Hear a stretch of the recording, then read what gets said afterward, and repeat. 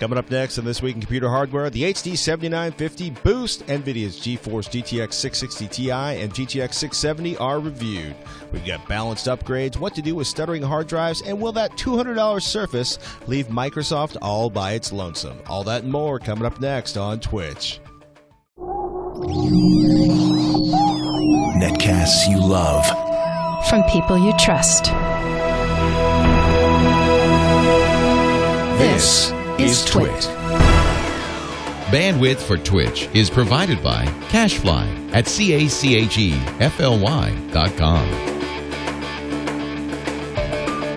This is Twitch, This Week in Computer Hardware, episode 182, recorded on August 16th, 2012, a festival of GPUs.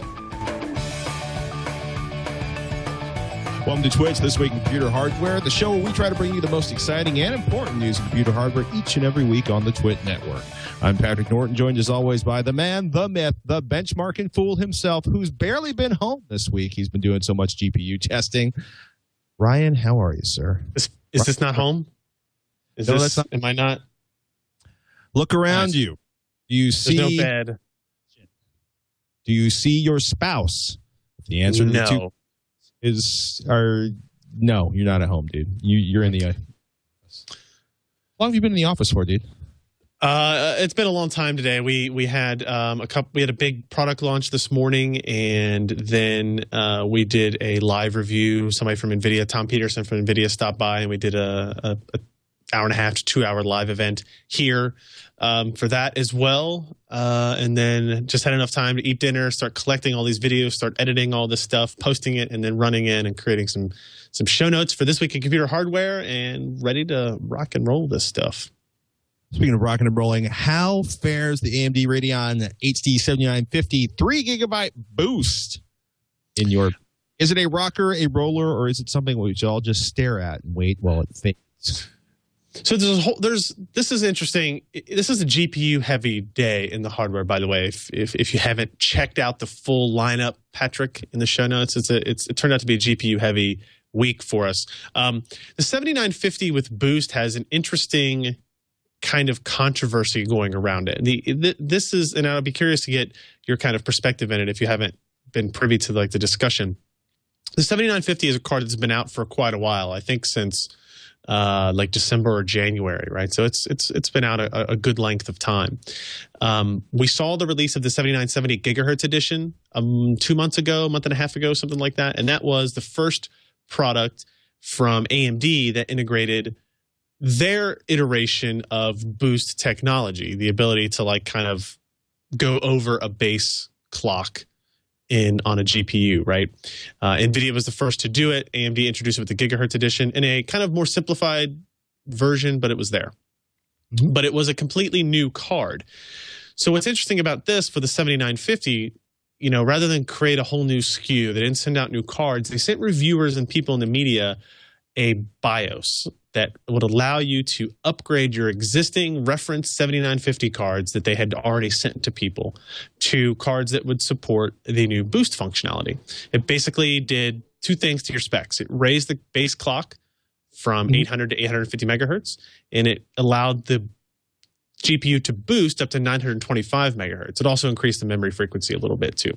So what's kind of interesting about this, well, the interesting part about it in kind of light of everything is that people are kind of upset that there's a new BIOS release. People that already own 7950s, they're not being given this BIOS. You can access it. We actually posted it at PCPro.com, and a lot of other review sites have posted links to the BIOS if you want to update it or download it and try to update your system. But it's not officially supported by AMD. It's not officially supported by their add-in card partners. If you attempt to flash it and something should go horribly awry, you're voiding your warranty, just like with overclocking or anything like that to that degree, right? But there appears to be a lot of pushback on this side from the fact that it's got the same name, it's the same product. There's now people out there that have a card that they've been using for 1 month or 4 months or 5 months, whatever it is, and now the new people are going to be able to go out and buy a 7950 with boost that has slightly higher clocks. And in my mind, there's not any difference to what this does compared to what any new GPU release, right? Anytime a price cut happens, anytime a new SKU is unveiled by either AMD or NVIDIA. So I don't really kind of understand there's a lot of like negative press and feedback about it. I don't know if that kind of synopsis gives you any idea of what kind of stance you would take on the matter, but I'm curious, like, if you had bought a 7950 3 months ago. Yeah. And AMD released this BIOS this week. Mm-hmm. And they said, you know what? We're not going to support it. If you want to get it from PCPro.com, you can do that. But, you're kind of up on your own. We're going to sell a new SKU. It's going to be the exact same price. It's going to run higher clocks. Is this something where you would be upset that they had done this? Angry, frustrated, betrayed. I might consider never buying one of their products again. I mean, I don't see anybody. I don't see anybody being like, "Oh, you unlocked my part." You know what I mean? This is about the same. Remember the Intel chips where they're like, "Hey, we're going to sell you a chip inexpensively," and then later on you're going to buy a little card, like you were buying a Cabela's gift card at the at those end caps at the store, an Amazon card, an iTunes card for a gift, and that'll allow you to unlock the true clock speed of the chip you bought. You know what I mean? Sure. This is like the inverse of that, where they're like, you bought a faster chip, but we didn't give you access to all the speed, either because they released the part early or they, you know what I mean? Did they throttle? Did they, this makes me feel like they throttled the part intentionally. You know what I mean? think that's what some people are thinking, but in my view, this happens all of the time, right? Look at when NVIDIA released the 670, for example, or the 680, it had a frequency of 915 megahertz with, a base frequency of 915 megahertz. That GPU is capable of going faster in most cases. But they're selling it, they're taking a safety point of view. They're looking at it from a business stance. It's like, well, if we set the clock speed at 915, we expect to get this percentage yield. If we set it to 950, we could do it, but our yield would go down to this percentage. And do we want to do that? Is it worth it?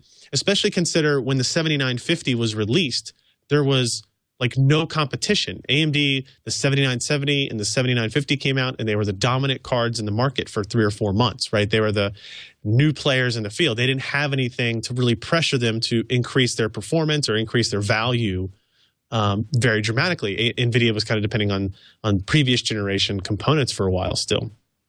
So I look at this more as this happens every day in the world of PC hardware. You buy, we talk about all the time in the show, people ask questions, should I wait to buy or should I buy now? If you buy now, there's always going to be a chance that tomorrow something better is going to come out. It's going to be cheaper, it's going to be faster. And in my view, this is all that happened. Something came out later that was cheaper, aka or the same price at faster speeds. So, and I think it's even kind of a plus that they have kind of as officially, unofficially as they could release this BIOS out into the wild and said, hey, try this out. We can't guarantee it 100%, so we're not going to release it on our website. We're not going to, our lawyers aren't going to let us do that. But the 7900 series of cards have great capability. They have a BIOS switch on the top, right? And one of them is read only. So even if you flash it and you totally crap out the BIOS, you flip the switch back to position 2, and all of a sudden you're back to your original settings.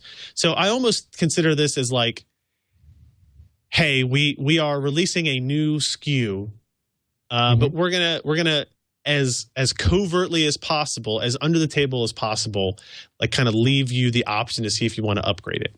And I don't know. I guess I don't feel the same way that I would feel betrayed or upset, right? I don't know.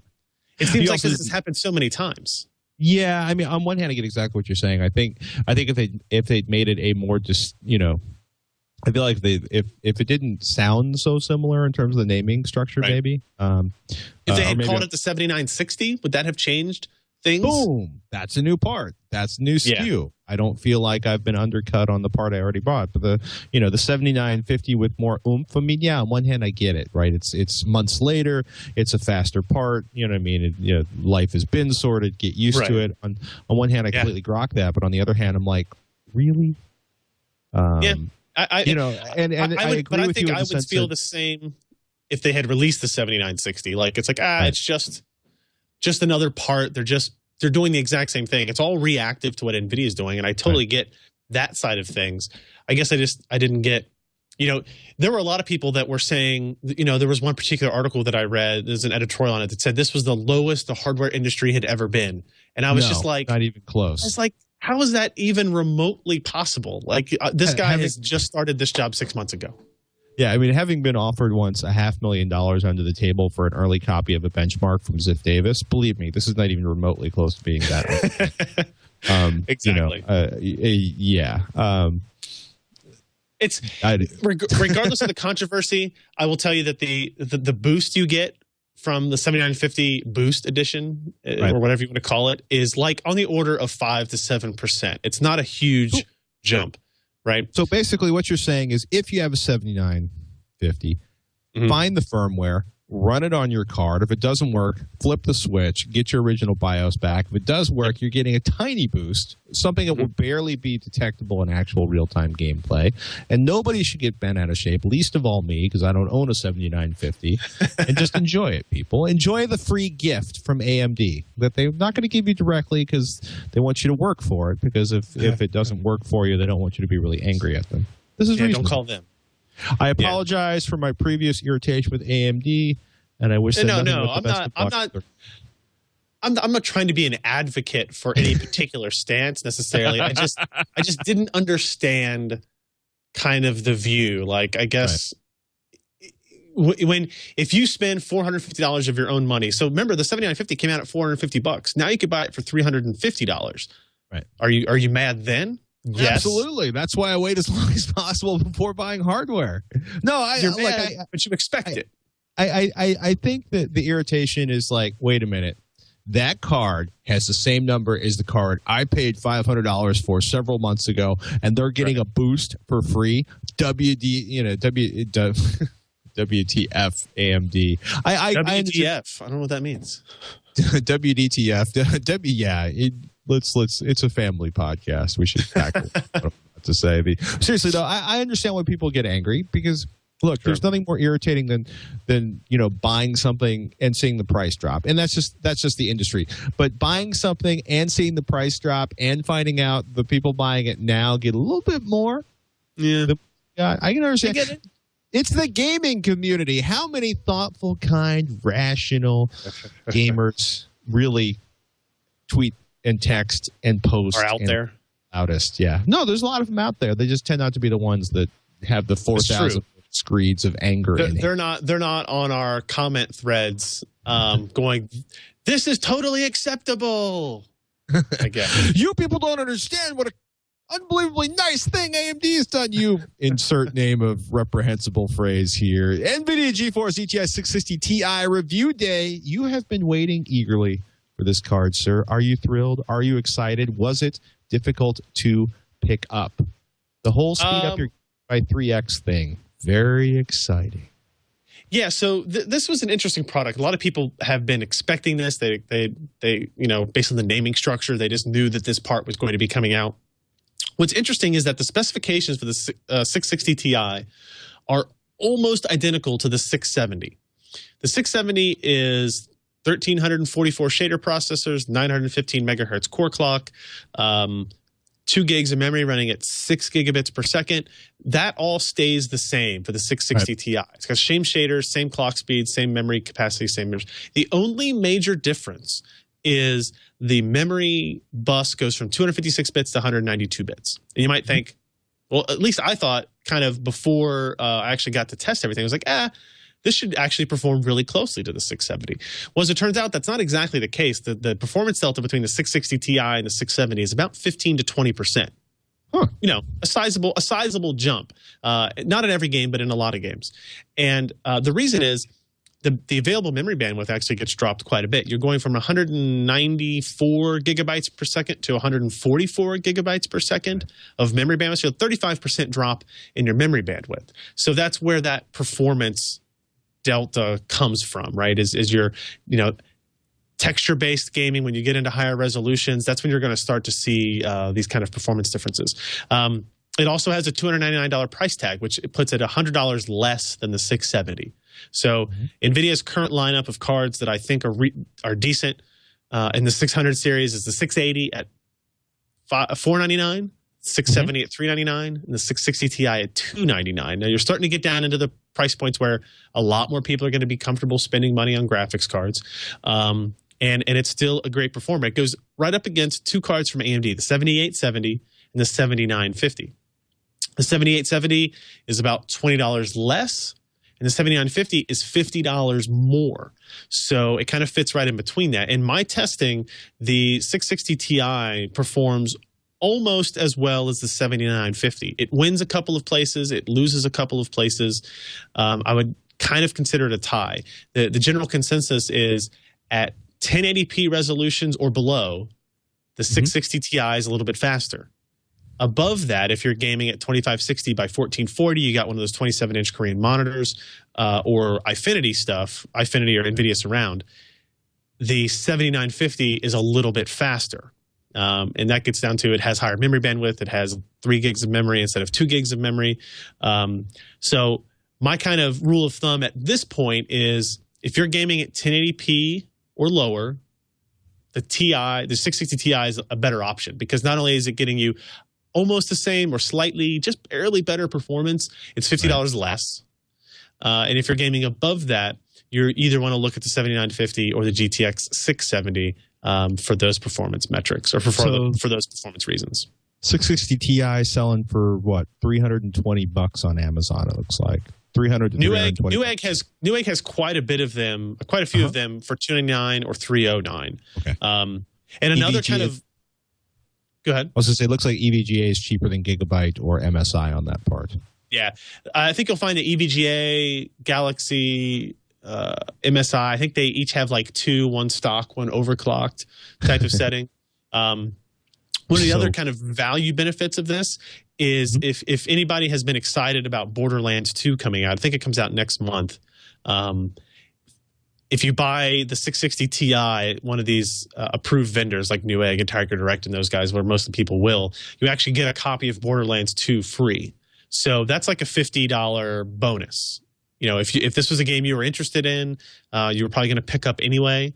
You know, if you've already pre-ordered it, you can go cancel your pre-order if you're going to buy one of these cards. And, you know, it sounds kind of cliche, but now you can take that $300 video card and take about $50 off of it, and it becomes a great value if you were going to buy Borderlands 2 anyway. If you weren't, then it's considered as an extra. But, you know, game pack-ins mean a lot when prices are very close, especially if this is a very high-profile game, it was a multi-million seller for the first iteration of it. Who ends up paying the cost of those games? I mean, is the card manufacturer eating the cost of that? Is the game manufacturer eating the cost of that? I mean, and whenever I think, you know, you see a free game, I'm wondering why they don't take the cost of that game off the cost of the card. I mean, where's it? Who's paying for it? So the reason they can do that is a little bit of everybody pays for it. So my guess is EVGA and MSI and Galaxy, they pay a portion of it. NVIDIA pays a portion of it. And the Borderlands developers are responsible for a portion of it. Because one of the other things is that on NVIDIA's side, they've released videos, they're going to do advertising campaign, and it's going to be featured around Borderlands 2. So, you know, it's kind of like a co-marketing campaign between NVIDIA and the game developer, right? You let us use Borderlands as a pack-in, we promote Borderlands all over the place, right? So people are seeing it and they want to play it and that kind of stuff. My guess is they're getting a bulk discount, so maybe they're only paying $20 for a copy of the game for each card or something like that, you know. And if it gets split 50-50 between AIC, the add-in card guy, and the NVIDIA, you know, that's probably where most of that comes in. It's a long-term partnership type deal that they work out. So yeah, but it's not like when this deal ends, all of a sudden the cards are going to be $50 less expensive or anything like that, you know. So get the bonus while you can, I guess. Yeah, they got some interesting stuff in there. They got integrated like PhysX type thing, which, you know, some people love it. Some people think it's not worth worrying about. Either way, it's a promotional tool and they are allowed to get free. You get a free copy of the game. So that is a plus. We got 4 of the retail cards in: MSI, Palette, Galaxy, EVGA. We're going to do a roundup of all 4 of those. They're actually being tested right now. Look at the kind of how the coolers work, how the noise works, how the overclocking works, all that kind of stuff. And Nice. we'll have a roundup hopefully for that early next week. And our cavalcade of GPUs continues, ladies and gentlemen, with the Galaxy GeForce GTX 670 GC, a 4 gigabytes graphics card review by, yes, ladies and gentlemen, the man that has not left the office in days except to sleep, Mr. Ryan Shrout. Overclocked, 4 gigabytes. What's the premium? And in terms of what you're paying for these glorious 1,344 CUDA cores, 2 fans, 2 slots, and 4 outputs. And, ladies and gentlemen, how much is it going to benefit me in the benchmarks? So it's a 4 gig card. The reference is 2 gigs. So you're getting double the memory capacity. This is only going to be important to you if you're a spec freak, right? You just want to make sure everybody knows you have a 4 gigabyte video card, or you're doing surround gaming, maybe 2560 by 1440. Right. That kind of stuff. Yeah. If you have a single monitor running at 1080p, you do not need this card. Let's make that clear. Unless you plan on buying like 2 more monitors in the none too distant future. Yeah, so you don't want to use this if you're gaming at 1080p, this is a waste of money. Even though at $439, it's only like a $30 kind of increase over the other 670s on the market. And also, I just went to the Newegg page to check on the price, and it apparently also comes with a free Borderlands 2 coupon with purchase. So, you get a little bonus there too. So the 670, it has 192 fewer shaders than the 680. It's a little bit overclocked as well. So we compared it to the 680, this card versus the 680, and at 2560 by 2560 by 1600 and 5760 by 1080, the NVIDIA surround resolutions, it comes very close to performing at the same level as the reference 680, which means, this is about $70 less than a 680. So if you're going to game in those specific scenarios, this is going to be a good option for you. A little bit less expensive. You get a free copy of Borderlands 2, spec bragging rights, that type of thing. These are good things. Yeah. So when we're, as we once again continue the HD7950, ladies and gentlemen, another card on my short list for cards I should buy if I didn't buy a new Canoe. Oh, it was this is kind of sad. It was down to $360, and the link in the show notes has it back up at $430. Oh, wait. No, there was a coupon code associated with it that I can't. Let me so this was a deal that we posted on PCPer.com. I don't know how long it's actually active for, but I figured I would mention it because the cheapest 7970 I could find on Newegg was like $429 or $439 even, and this one with the let me find the coupon code was for $60 off, I guess. Okay. So you could get this card for $360. So you could get a 7970 stock card for $360. That's pretty good. That's a pretty really awesome deal. Yes, it is. That's a significant thing, but it's one of those. It's going to be a limited time deal. So if you downloaded this and listen to it 4 days later, it's probably too late. I think it's probably too late right now, unless you have the link to that card or the link. I have the link to I'll put it in the show notes here for people that are actually listening live. It's actually from the logicbuy.com page, and it has like the coupon. It's like one of those kind of deals of the day sites type of thing, but it has the coupon code associated with it. It's up on buy.com or the deals on buy.com? Logicbuy.com. Logicbuy. Yeah.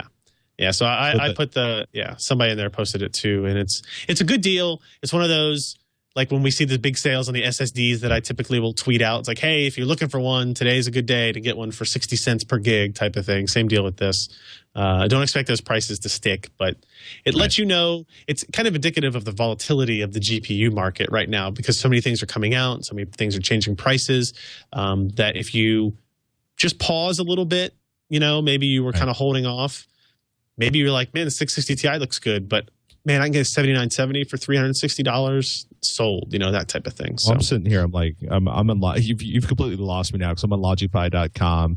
I clicked on computers, clicked on the hard drives and SSD, and I'm like, wait a minute, what's that? OCZ Agility 3, 240 gigabytes for $180. 128 gigabytes SATA 3. You can get lost in there. Agility 4 for $99.99. 3 terabyte expansion drives from Seagate for $110, which I think officially means the Storm prices are over.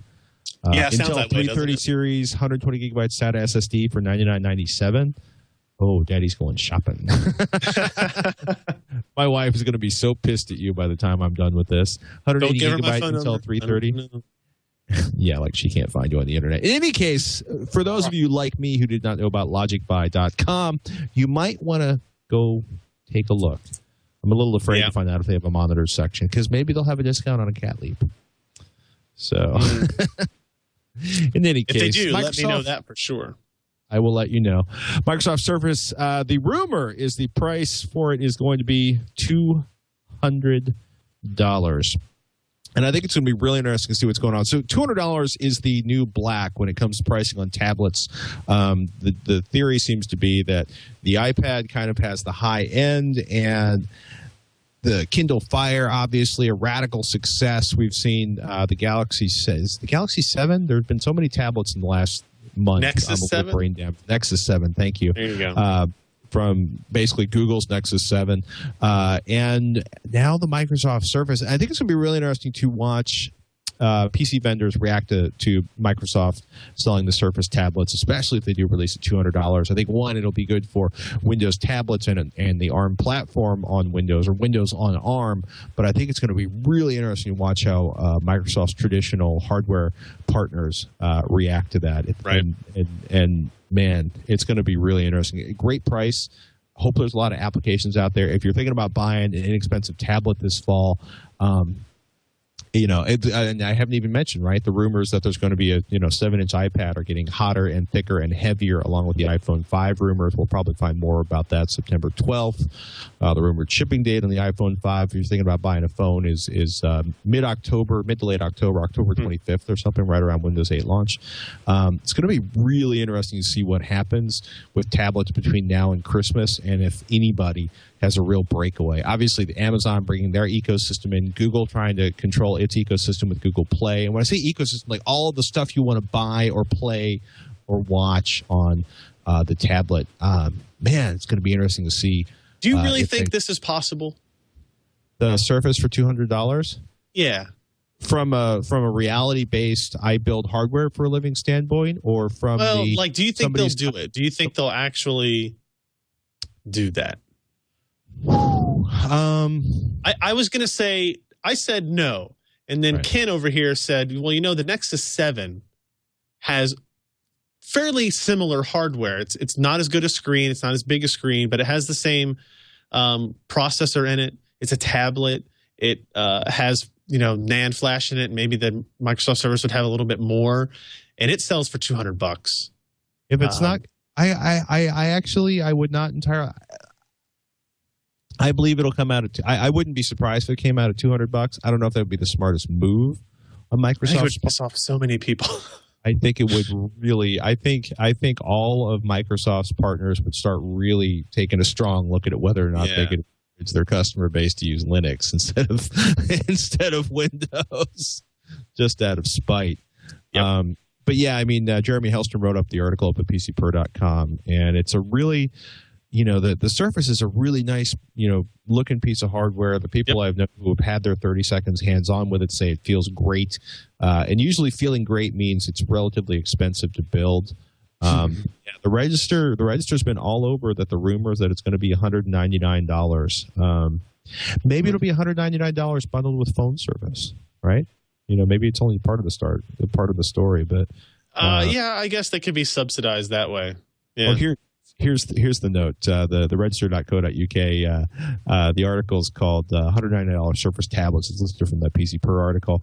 Earlier this month, Acer CEO JT Wang urged Microsoft to, quote, think twice, unquote, before moving forward with the Surface strategy, saying, quote, it will create a huge negative impact for the ecosystem and other brands may take a negative reaction.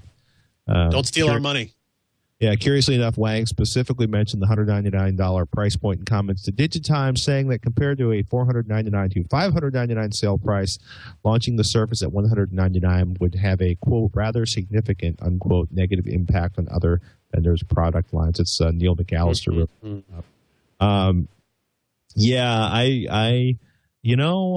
Who knows what craziness Ballmer is willing to bring to the world. I think I said this last night. I think it's the right move for Microsoft as a company, to push the Windows WinRT and their ecosystem. But I think if they want to keep this whole partner strategy, it's a horrible move, right? Apple has the ability to do this. They would never sell anything at a loss, but if they wanted to, they could, because they control hardware and software. They don't have any of this conflict. Microsoft has a whole lot of conflict to deal with.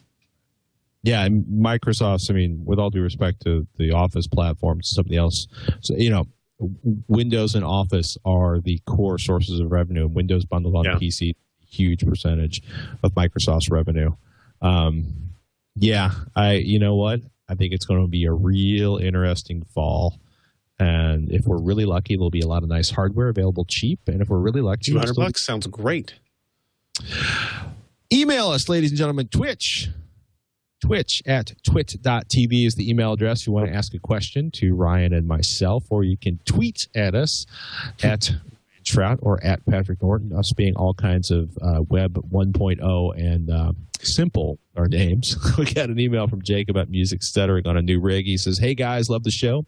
I listen while I run. I recently built a new desktop computer largely as a result of listening to your podcast. We're glad to help you out with that, and we apologize for any damage you did to your bank account." Jake says it's rekindled his interest in desktop computer hardware. The rig contains the following hardware, which will probably seem familiar since it was largely picked off the oh-so-awesome PC Per Hardware leaderboard. Awesome. My insert in there. Intel Core i5 2500K and Asus P8 Z68V LE Mobo, 8 gigs of DDR3 1600 Patriot RAM, a Samsung 830 256 gigabyte SSD, Western Digital 1.5 terabyte Caviar Green, SATA 3.0, Zotac GTX 660 Ti, Corsair 750 watt power supply, and NZXT mid tower. And Jake says he's running Windows 7 and trying to use iTunes for MP3 playback off the spinning media hard drive. Since my music collection is rather large, 265 gigabytes, and I find that if I have not been at the computer for a short time and I select a song at random to play, there is a couple-second delay prior to initial playback, or the playback starts immediately and then halts seemingly to find the song since it has played all that was stored in RAM. Further, sometimes mid-playback it will also halt. My question is this an artifact of iTunes, the size of my media collection, the media stored on a traditional spinning media drive, or is there a hardware issue there that I need to investigate further? Thanks for your time and reading this on the show. I think I've got about 3/4 of a terabyte of AAC audio, but that's and it's on a rotating media drive in the operating system. This is peculiar. This should not be happening. No. I can almost buy into okay, if you have some really aggressive power settings, maybe the drive, even if the drive was completely spun down and had to spin back up, a couple of seconds before you launch an MP3 file or an AAC file, or a FLAC file, or an Apple lossless file. That just shouldn't be happening with a Core i5 and 8 gigabytes of RAM. It's just no, this is not right. You do need to investigate further. Where would we start? Where would he start? I have to look at the hard drive, right? So he's got 260 gigs. Obviously, it's being stored on the Western Digital Caviar Green. It's possible. The Caviar Greens have a habit of kind of parking their heads and doing things to lower power and lower that kind of and that in turn could cause hiccups when you're starting a song. What I don't understand is he says it will happen sometimes in the middle of a song where there'd be a 2-second pause, and when you get into that could really be almost anything. It's almost as if, I wonder. Here's what I would think. If this happens, if he notices any pauses in other applications when not music, obviously it's apparent when it's music because you get this constant stream of sound, goes out, comes back. But maybe sometimes when he's using Office or he's browsing the internet, he notices that the scroll wheel stops working for a couple of seconds and then it comes back. If that is the case, I would look at the SSD. I would look at how the operating system is running on that SSD. It might be that he imaged an older drive over to this SSD with Windows 7 rather than installing fresh. It's possible that the SSD has some issues. Maybe it's having trouble doing some writes, and when it does that, it locks up the system to make sure it doesn't lose any data and then keeps going. But that's only a possibility if it's not just music that it's happening in. If it's just music, I would look at the Western Digital hard drive specifically. I've heard that some people have had issues and reinstalling, basically reinstalling the audio drivers for their PC. Helps. Like they would play a few seconds and it would cut out. If he plays any games, does that happen? Like is it just, you need to do a little troubleshooting. Is it audio only? Then go from there. Is it audio and kind of the whole system, but maybe you didn't think about relating the two before? Mm-hmm. Yeah, but I don't know. It looks like he's probably using onboard audio, so you can see if there's updated drivers for that. Yeah, that'd be the only thing. Other thing I could think software-wise. Configured, make sure, it's going to be SATA. It's going to be, it's SATA. It's connected on the motherboard, it's not in a peculiar RAID configuration. It's not over the network. Right. A lot of really simple things to eliminate for stuttering playback or slow playback should not be there. So I would also just for the fun of it, go through and make sure you have updated all of the drivers for your motherboard. And that everything is properly configured on that. And that's one of the things. The first thing you do is like update everything, and if that update all of your drivers, including the ones you think have nothing to do with this, and then turn around and probably make sure there's no flash update for your SSD and flash, run a flash update for your motherboard. Mm-hmm. And if that fails, try moving a bunch of your files onto the SSD and then point iTunes to the SSD. Does that fix it? Reinstall, by the way, before you do that, reinstall iTunes just in case iTunes did something really weird. Yeah. Yep. And at that point, you might just want to wipe the hard drive and start all over again with your Windows installation and software installation, which is an incredible pain, but it can be enormously, unbelievably weird and irritating how many times just, wiping a system and reinstalling Windows drivers in your applications will magically fix things when technically you have exactly the same installation as you had before you wiped everything and reinstalled it. Nobody believes in bit rot, but it's absolutely a thing. Like our streaming computer that we use, it's like this application keeps crashing and crashing and crashing. Okay, well, let's re-image it. Like we took an image of after we had installed everything. Okay, it's working fine. 2 months later, it's crashing, it's crashing, it's crashing. What happened? I don't know, and I don't think anything. Re-image it, and stuff works again.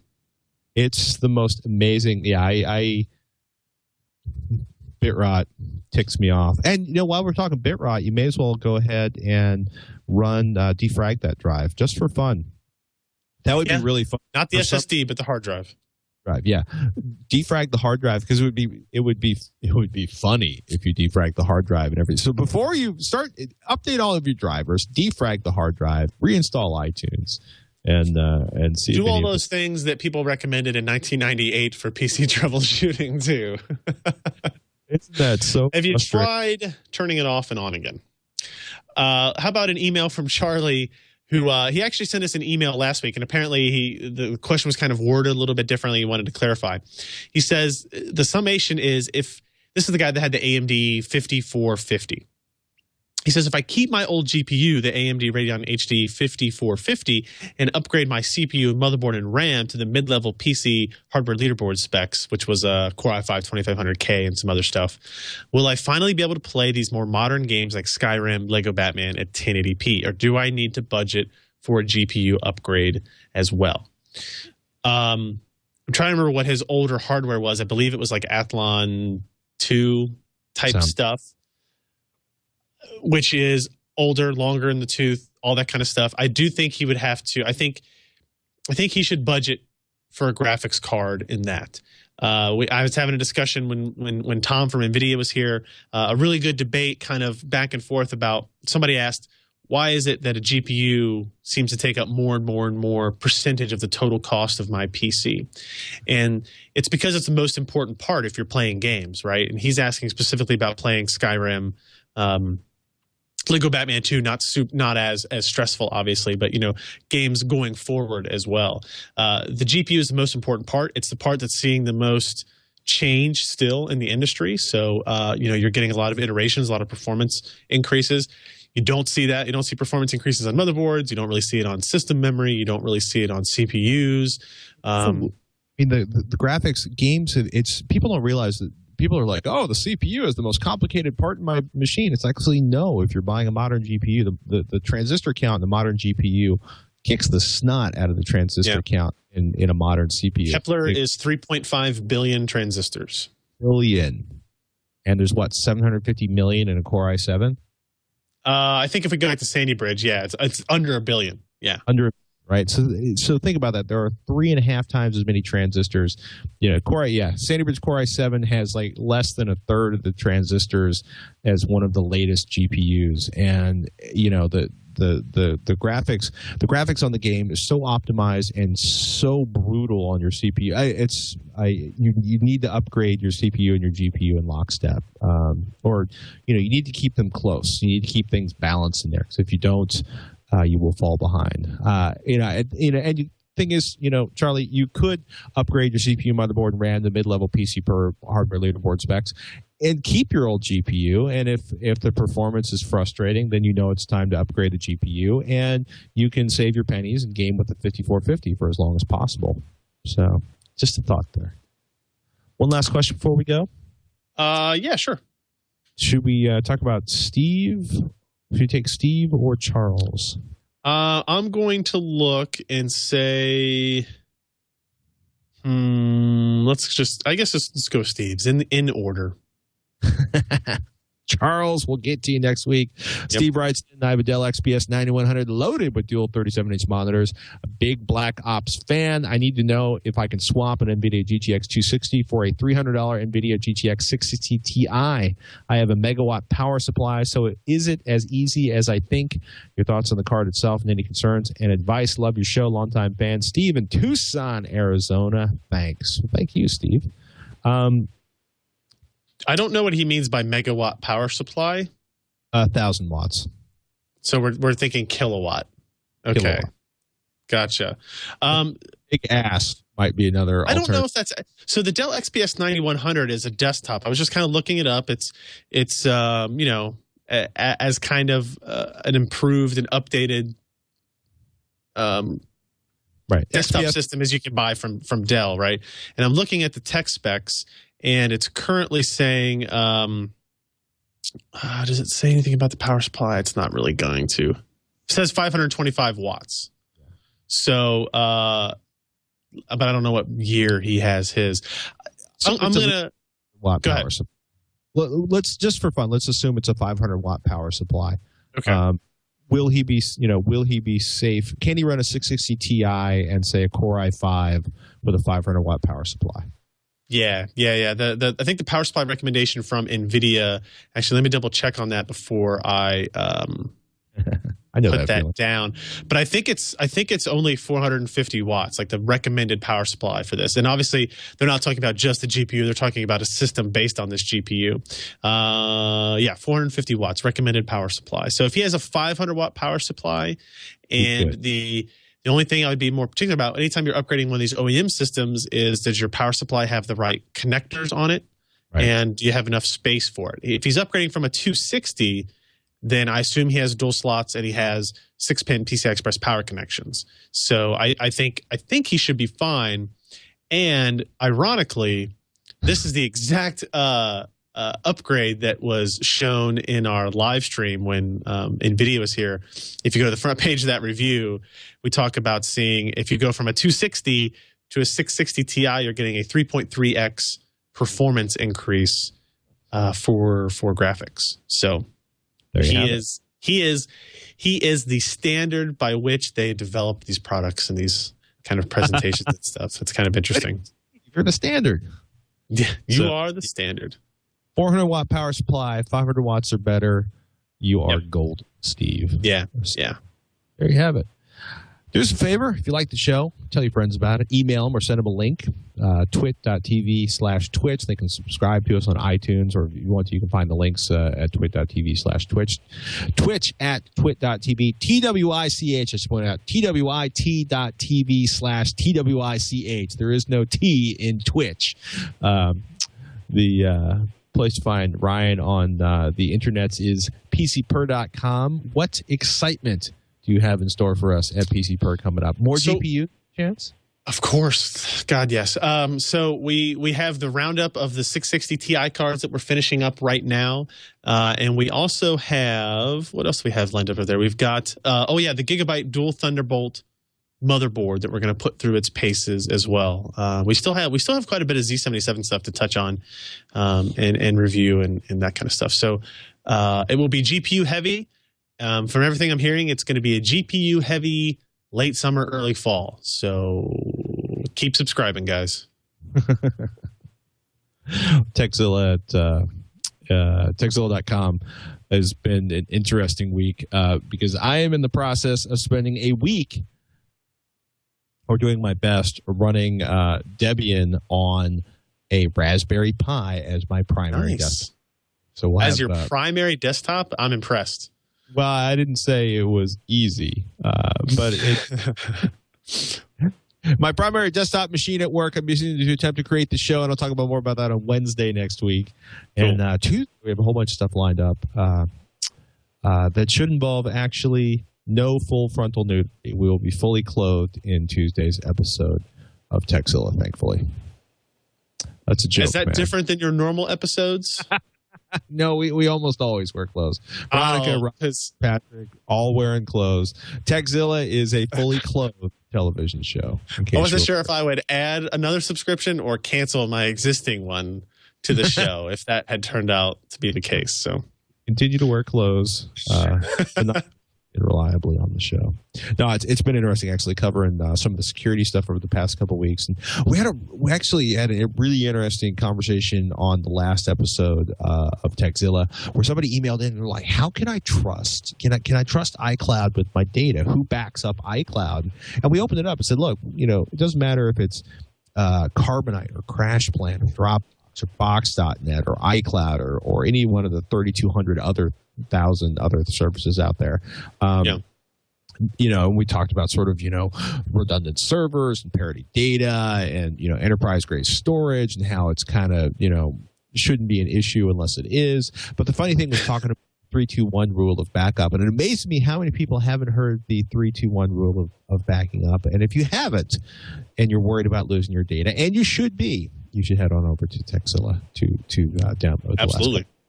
Yeah, the 3-2-1 backup rule, critical for taking personal responsibility for your data. Oh, my goodness. I think that's about it for this edition of Twitch. Twitch at twit.tv is the email address, at Ryan Shrout, at Patrick Norton, and we hope to see you and all of your friends here next week. I'm Patrick Norton. I'm Ryan Shrout. And the strange little shot of a window in between that. Next week, what a transition on Twitch. What was that, dude? That was so cool. That was the show notes. It's like subliminal. I'm Patrick Norton. I'm the show notes. I'm Ryan Shrout. Seems accurate.